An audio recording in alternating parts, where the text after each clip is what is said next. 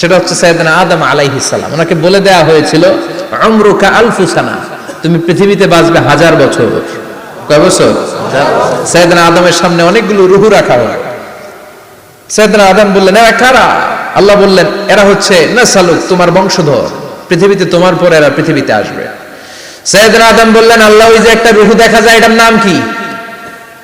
আল্লাহ বললেন, হাদা ইবনুকা দাউদ, এটা তোমার ছেলে দাউদ, সে দুনিয়াতে নবী হয়ে আসবে, তার ছেলে সুলাইমান নবী হয়ে আসবে। সাইয়েদনা আদম বললেন, মাবুদ, আমার ছেলে দাউদের কত বছর হায়াত আপনি দিয়েছেন? আল্লাহ বললেন, 40 সানা, মাত্র 40 বছর, 4 ইয়ার্স, 40 বছর তোমার ছেলেটা বাঁচবে। ও আল্লাহ, আমি বাঁচবো কয় বছর? তুমি বাঁচবা 1000 বছর। সুবহানাল্লাহ। সাইয়েদনা আদম বললেন, মাবুদ, এত ফুটফুটে সুন্দর আমার ছেলে দাউদ, মাত্র 40 বছর দিলেন কেন? জিদ মিন উমরিহি, বাড়ায়া দেন। কি করেন? সুপারিশ করতেছে পোলার লাইগা। কে? বাবা। আল্লাহ আপনি বাড়ায়া দেন। আল্লাহকে বাড়ানো যাবে না, লেখা হয়ে গেছে। রুফিআতিল আকলাম ওয়া জাফফাতিস সুহুফ, কলম তুলে নেওয়া হয়েছে আর কালি শুকিয়ে গেছে, আর কিছু করা যাবে? সাইয়েদনা আদম বললেন, মাবুদ, আমার 1000 বছর কেন দিলেন? আমার এই সুন্দর ফুটফুটে ছেলেটারে মাত্র শুধুমাত্র 40 বছর কেন দিলেন? ও মাবুদ, আমার 1000 বছরের দরকার নাই, আমার 1000 বছর থেকে 60 বছর আমি আমার ছেলেরে দিয়ে দিলাম। দাউদ আলাইহিস সালাম বাঁচবে 40 বছর, তো বাপ আদম যদি আরো 60 দেয়, 40 আর 60 মিলে কত হয়? 100। ভালো হিসাব বুঝে, 100। আর আদম আলাইহিস সালাম পেয়েছিলেন 1000 বছর, 60 কমে গেলে রইল কত? 940 বছর পৃথিবীতে থাকার পরে মালাকুল মাউত চলে এসেছে। কারণ এটা on time, the death will come on time, it never late, কখনো দেরি হয় না। আল্লাহ বললেন, লিকুল্লি উম্মাতিন আজালুন ফাইযা জাআ আজালুহুম লা ইস্তাখিরুনা সাআতান ওয়া লা ইস্তাকদিমুন। মৃত্যুর একটা নির্ধারিত সময় আমি বেঁধে দিয়েছি, অন টাইম, অন টাইমেই চলে আসে, 1 সেকেন্ড আগেও আসবে না, 1 সেকেন্ড পরেও আসবে না। 940 বছর বয়সে মালাকুল মাউত এসে হাজির, এসে বলল, জিতু আন আকবাদা রূহাক, রূহ কবজ করতে আসছি। আদম আলাইহিস সালাম বললেন, রূহ কবজ করতে আসছো মানে? আমি বাঁচবো তো 1000 বছর। কয় বছর? মালাকুল মাউত বললেন, না না, ওই যে আগের কথা স্মরণ করেন, আপনি 60 বছর দিয়ে দিয়েছিলেন। কয় না, আমি দেই নাই, আমি আরো বাঁচুম, আরো 60 বছর পাওনা আছি, আমি দেই নাই। মালাকুল মাউত বললেন, আপনি দিয়েছেন। আদম বলে, দেই নাই। মালাকুল মাউত বলে, আল্লাহ ঘটনা দেখেন, দিয়া কয় দেই নাই। আল্লাহ কয়, থাক, কথা কইস না, আয়া পড়। সুবহানাল্লাহ পড়। নাসিয়া আদম ফানাসিয়া বানু, ভুলে গেছেন। আমরা ভুলে যাই, আমরা খেয়ে বলছি খাই নাই, নিছিলাম পকেটে, কয় নেই নাই। এরকম ডাকাইত আছে না নাই? নাসিয়া আদম ফানাসিয়া বানু, বিশ্বনবী বললেন, আদম ভুলেছে তো তার সন্তানরাও ভুলে যায়। জাহাদা আদম ফাজাহাদা যুররিয়াতু, আদম অস্বীকার করেছে, তার সন্তানরাও অস্বীকার করে। সেদিন থেকে আল কিতাব ওয়া শুহুদ, মানে লিখে রাখার সিস্টেম আর সাক্ষীর সিস্টেম চালু হয়েছে। সুবহানাল্লাহ পড়েন। সুবহানাল্লাহ। 940 বছর বয়সে মালাকুল মাউত এসে আদম আলাইহিস সালামের রূহ নিতে পারে নাই। উনি 1000 বছর যখন হয়েছে তখন এসে সাইয়েদনা আদম আলাইহিস সালামের রূহ কবজ করেছে। যেই দিন পৃথিবীর প্রথম মানব, প্রথম নবীর রূহ মালাকুল মাউত দুনিয়ায় এসে কবজ করেছে, ওই দিনটাও ছিল জুমাবার। সুবহানাল্লাহ, আল্লাহু আকবার। আবার বিশ্বনবী বললেন, লা তাকুমুস সাআহ ইল্লা ফি ইয়াউমিল জুমআহ ইযা যুলজিলাতিল আরদু জিলজালাহা ওয়া আখরাজাতিল আরদু আসকালাহা ইযা রুজ্জাতিল আরদু রাজ্জান ওয়া বুসাতিল জিবালু বাসসা। কিয়ামতের দিন পৃথিবীটাকে একটা প্রকম্পন দিয়ে কাঁপিয়ে দিবে কে? আল্লাহ। মারাত্মক একটা ঝাঁকুনি দিবে আল্লাহ, পুরো পৃথিবীটা কেঁপে ভেঙে চুরে খান খান হয়ে যাবে। এই ঝাঁকুনি আর আর্থকোয়েক, ভূমিকম্প এর ঘটনাটা যেদিন ঘটবে ওই দিনটাও হচ্ছে জুমার দিন। চিৎকার করে পড়েন সুবহানাল্লাহ। কারণ দিন নয়, ফিহি খালাকাল্লাহু আদম, কালকের এই দিনটায়, এই জুমার দিনে আল্লাহ তাআলা সাইয়েদনা আদম আলাইহিস সালামকে তৈরি করেছে। সুবহানাল্লাহ। বিশ্বনবী বলেন, লাম্মা খালাকাল্লাহু আদম ওয়া কানা তুলুহু 60 যিরাআন, আল্লাহ তাআলা যখন আদম আলাইহিস সালামকে তৈরি করলেন 60 হাত লম্বা করে তৈরি করলেন। সুবহানাল্লাহ। আর আমরাও যারা জান্নাতে ঢুকবো আমাদের আকৃতি থাকবে 60 হাত লম্বা। মজা করে সুবহানাল্লাহ পড়তে পারলেন না? আল্লাহ সাইয়েদনা আদমকে তৈরি করলেন এই জুমার দিনে। আবার সাইয়েদনা আদম আলাইহিস সালামকে পৃথিবীর বুকে তিনি পাঠিয়ে দিয়েছিলেন এই জুমার দিনে। সুবহানাল্লাহ। কুল নাহবিতু মিনহা জামিআ, ও আদম go down with your wife, তোমার স্ত্রী হাওয়াকে নিয়ে পৃথিবীতে নামো। সাইয়েদনা আদম আলাইহিস সালামকে আল্লাহ তাআলা পাঠিয়েছিলেন শ্রীলঙ্কার একটা পাহাড়ে, অ্যাডামস পিক। ওখানে ঐতিহাসিকভাবে প্রমাণিত, এটা হাদিসে নেই, কুতুবুত তারিখে এসেছে। শ্রীলঙ্কায় একটা পাহাড় আছে, কলম্বো থেকে অনেক দূর। ওই পাহাড়ের চূড়ায় সাইয়েদনা আদম আলাইহিস সালামের ফুটপ্রিন্ট আছে। ফুটপ্রিন্ট মানে পায়ের ছাপ। সুবহানাল্লাহ পড়ো। সুবহানাল্লাহ। এটারে বলে ফিঙ্গারপ্রিন্ট। এটারে কি বলে? ফিঙ্গারপ্রিন্ট। পায়ের গুলারে ফিটপ্রিন্ট। একজনের আঙ্গুলের ছাপের সাথে একজনের আঙ্গুলের ছাপের মিল নাই। শুধু তাই না, আমার এই আঙ্গুলের সাথে এই আঙ্গুলের ছাপের কোনো মিল নাই। আয়াহসাবুল ইনসানু আল্লান নাজমা ইযামা বালা কাদিরিনা আলা আন নুসাউইয়া বানানা। আল্লাহ বলেন, গোলাম তুমি মনে করেছো তোমার হাড্ডি গুড্ডি পচে যাবে, তোমাকে আমি একত্রিত করে আবার বানাতে পারবো না? বানানো তো অনেক দূরের কথা, আমি তো তোমার আঙ্গুলের ছাপগুলো সংরক্ষণ করে রেখেছি। চিল্লায় পড়েন আল্লাহু আকবার। 1880 সালে স্যার ফ্রান্সিস গাল্টন নামে একজন বিজ্ঞানী, তিনি আবিষ্কার করেছেন যে আমাদের আঙ্গুলের ছাপগুলো আলাদা, ফিঙ্গারপ্রিন্ট আলাদা। এই 10টা আঙ্গুলের একটার সাথে আরেকটার কোনো মিল নাই। এই পৃথিবীতে যদি 600 কোটি মানুষ হয় তাহলে 6000 কোটি আঙ্গুল, একটা আঙ্গুলের সাথে আরেকটা আঙ্গুলের ছাপের মিল আছে? যারা সিগনেচার দিতে পারে না এরা কি দেয়? টিপসই দেয়। সুবহানাল্লাহ। সুবহানাল্লাহ। কি ম্যাজিক আল্লাহ আঙ্গুলে রেখে দিয়েছে, একটা আঙ্গুলের ছাপের সাথে আরেকটা আঙ্গুলের ছাপের মিল নাই। এখন এই বায়োমেট্রিক অথেন্টিকেশনের জন্য অনেক জায়গা দিতে হয়। ইমিগ্রেশন পাস করবেন, গিভ ইউর ফিঙ্গারপ্রিন্ট।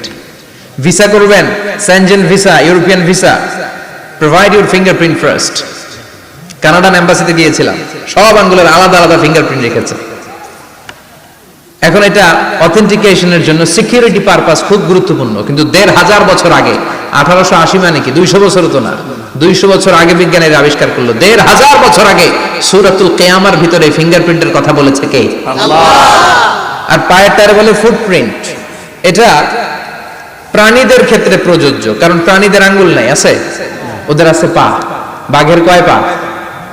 কথা কয় না, 4 পা। বাঘের হাত কয়টা? হাত নাই, ওদের পা। ফলে ওদের ফুটপ্রিন্ট লাগে। সুন্দরবনে কয়টা বাঘ আছে এটার একটা হিসাব আছে। কি করে বলে, কেমন করে হিসাব করে? বাঘের কাছে যে গুনে, চেহারা তো একরকম, একটারে 3 বার গুনবে। কথা কন, কিভাবে গনে তাহলে? বাঘশুমারি হয় কিভাবে? ফুটপ্রিন্ট, পায়ের ছাপ। একটা বাঘের পায়ের ছাপের সাথে আরেকটা বাঘের পায়ের ছাপের কোনো মিল নাই। আবার কাবা ঘরের পাশে একটা ছোট্ট জায়গা আছে, এই জায়গার মধ্যে রব্বুল আলামিন সব নবীদের পিতা সাইয়েদনা ইব্রাহিম আলাইহিস সালামের ফুটপ্রিন্ট রেখে দিয়েছেন। ওয়াত্তাখিযু মিম মাকামি ইব্রাহিম মুসাল্লা, সাইয়েদনা ইব্রাহিমের দাঁড়ানোর জায়গায় তোমরা নামাজের জায়গা করে নাও। আল্লাহু আকবার। সাইয়েদনা ইব্রাহিম আলাইহিস সালামের পায়ের ছাপ আছে কিন্তু মাকাম ইব্রাহিম। আর সাইয়েদনা আদম আলাইহিস সালামের পায়ের ছাপ আছে অ্যাডামস পিকে, শ্রীলঙ্কার ওই পাহাড়ে। তো যেদিন আদম আলাইহিস সালামকে আল্লাহ ওখানে পাঠিয়ে দিয়েছিলেন, ওই দিনটা ছিল জুমার দিন। সুবহানাল্লাহ নাই? সুবহানাল্লাহ। সুবহানাল্লাহ বাড়িতে যাই বলেন, সুবহানাল্লাহ। চিল্লায় পড়েন আল্লাহু আকবার। এরপরে সাইয়েদনা আদমকে পাঠানো হলো শ্রীলঙ্কায়। সাইয়্যিদাতুনা হাওয়া আলাইহিস সালামকে পাঠিয়ে দেয়া হলো সৌদি আরবের জেদ্দা শহরে। আরবিতে জেদ্দা বা জাদ্দা মানে দাদি। জেদ্দাতুন বা জাদ্দাতুন মানে কি? দাদি। হাওয়া আলাইহিস সালাম আমাদের সবার দাদি, ঠিক কিনা? ওনার নামে এই শহরের নাম। বছরের পর বছর সাইয়েদনা আদম আলাইহিস সালাম এবং হাওয়া আলাইহিস সালাম আল্লাহর কাছে ক্ষমা চাইলেন, আল্লাহ ভুল করে নিষিদ্ধ গাছের ফল খেয়েছি, তুমি মাফ করে দাও। আল্লাহ বললেন, আদম কয়েকটা কালিমা শিখিয়ে দেব, এই কালিমাগুলোর পরে আমার কাছে দোয়া করো, আমি কবুল করে নিব। আল্লাহু আকবার। আল্লাহ শিখিয়ে দিলেন আর বললেন, আদম পড়া, রাব্বানা যালামনা আনফুসানা ওয়া ইল্লাম তাগফির লানা ওয়া তারহামনা লানাকুনান্না মিনাল খাসিরিন। ও আল্লাহ, জুলুম করেছি নাফসের উপর, ভুল করেছি, অন্যায় করেছি, আপনি যদি ক্ষমা না করে দেন আমরা শেষ হয়ে যাব, আমরা হালাক হয়ে যাব, ক্ষতিগ্রস্তদের মধ্যে শামিল হয়ে যাব, ঠিক কিনা? আল্লাহ সাইয়েদনা আদম আলাইহিস সালামের তওবা কবুল করলেন। ওনার কাজ হচ্ছে তওবা কবুল করা, আমাদের কাজ গুনাহ করা, শয়তানের কাজ ওয়াসওয়াসা দেওয়া, আল্লাহর কাজ খালি মাফ করা। আল্লাহ সুবহানাল্লাহ পড়বেন না? তার মানে আদম সৃষ্টি হলো জুমার দিনে, দুনিয়ায় নামিয়ে দেওয়া হলো জুমার দিনে, তওবা কবুল করে নেওয়া হলো জুমার দিনে, রূহ কবজ করা হলো জুমার দিনে, আবার কিয়ামত সংগঠিত হবে জুমার দিনে। পড়েন সুবহানাল্লাহ। আবার বিশ্বনবী বললেন, আর রমাদান ইলা রমাদান, এক রমজান থেকে আরেক রমজানের মাঝখানে যত গুনাহ হয় মাফ করে কে? আল্লাহ। তারপরে বিশ্বনবী বললেন, আল উমরাতু ইলাল উমরা, কেউ যদি একবার উমরা করে পরে আবার করলে দুই উমরার মাঝখানে গুনাহগুলো মাফ করে দেয় কে? আল্লাহ। আবার বিশ্বনবী বললেন, আল জুমাআতু ইলাল জুমআ কাফফারাতুন লিমা বাইনাহুমা, এক জুমার পর থেকে সামনের জুমা আসা পর্যন্ত যে সগীরা গুনাহগুলো হয় সবগুলো সগীরা গুনাহ মাফ করে দেয় কে? রজব শাবানে বরকতে দাও, রমজান মাসে গুনাহ ঝড়াও, সপ্তাহ জুড়ে তুমি বরকত দাও, জুমার দিনেতে গুনাহ ঝড়াও, রজব শাবানে বরকত দাও, রমজান মাসে গুনাহ ঝড়াও। ঠিক কি না? তার মানে জুমার দিন গুনাহ মাফের দিন। সারা সপ্তাহে ভুল ত্রুটি অন্যায় যা করলাম জুমার নামাজের বদৌলতে সব গুনাহ মাফ করে দেয় কে? এই দামি দিনটাকে আল্লাহ ইহুদিদের দিতে চেয়েছিলেন, পায় নাই। আলহামদুলিল্লাহ করবেন না? আলহামদুলিল্লাহ। ইখতিলাফু, তারা ইখতিলাফ করে হারাইছে এটা। এই দামি দিনটা রব্বুল আলামিন নাসারাদেরকে দিতে চেয়েছিলেন, ফাখতালাফু, ওরাও ইখতিলাফ করে হারাইছে। এজন্য ইখতিলাফ ভালো জিনিস না খারাপ জিনিস? মারামারি ভালো জিনিস না খারাপ জিনিস? আর ঐক্য করা ভালো জিনিস না খারাপ জিনিস? ঐক্য করতে রাজি আছেন? ইহুদিদেরকে আল্লাহ দিতে চাইলেন, ইখতিলাফ করে হারাইছে, নাসারারাও হারাইছে। ফাজা আল্লাহু বিনা ফাহাদানা বিহাদা দ্বীন, রব্বুল আলামিন এই দিনটা আমাদেরকে দিলেন, আমরা ইখতিলাফ করি নাই, বিশ্বনবীর হাতে হাত রেখে ঐক্য করে ঘোষণা দিয়েছি জুমার দিন আমাদের সাপ্তাহিক দিন। সুবহানাল্লাহ। বিশ্বনবী বলেন, ফাগাদান লিল ইয়াহুদ, সাপ্তাহিক আনন্দের দিন ইহুদিদের জন্য হচ্ছে শনিবার, ইয়ামুস সাbt, ও বা'দা গাদ লিন নাসারা, আর খ্রিস্টানদের জন্য হচ্ছে রবিবার, আর আমাদের জন্য হচ্ছে শুক্রবার। চিল্লায় পড়েন আল্লাহু আকবার। তার মানে জুমার দিন, জুমাবারের মর্যাদা বেশি না কম? চিল্লায় বলেন বেশি না কম? জুমার দিন সকালবেলা ফজরের নামাজের পর থেকে ফেরেশতারা যতগুলো মসজিদে জুমা অনুষ্ঠিত হয় ওই মসজিদে ঢোকার প্রতিটা দরজার মধ্যে দাঁড়িয়ে থাকে। কারা কারা আগে আগে জুমার নামাজ পড়ার জন্য মসজিদে যায়, প্রত্যেকের নামগুলো একটা জান্নাতের রেজিস্ট্রি খাতার মধ্যে তুলে নেয়।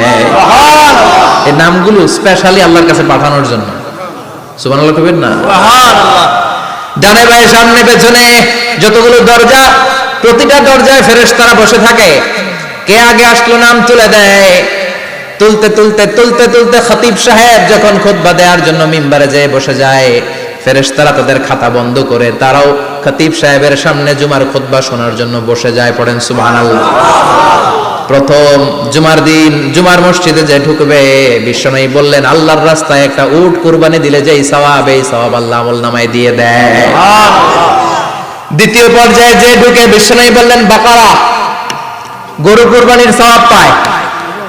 তিন নম্বরে যে ঢুকবে, বিশ্বনবী বললেন কাবশা, হাদিসের ভাষায় এসেছে আল কাবাস, কাবাস মানে হলো বকরি, বকরি কুরবানির সওয়াব। চার নম্বরে যে ঢুকবে তার হচ্ছে দাজাজা, দাজাজা মানে মুরগি। পাঁচ নম্বরে যে ঢুকবে, বিশ্বনবী বললেন বাইদা, নোয়াখালীরা কয় বয়দা, আমরা কই আন্ডা, কুমিল্লায় কই ডিম। আছে না নাই? আছে।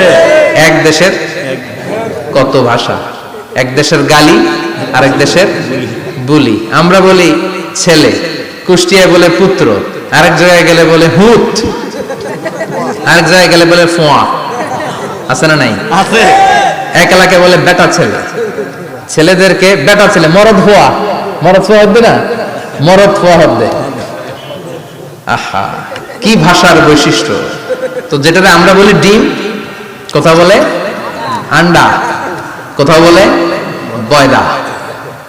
তো এই বয়দা আল্লাহর রাস্তায় দান করে দিলে যেই সওয়াব, পঞ্চম ব্যক্তি ওই সওয়াব পাবে।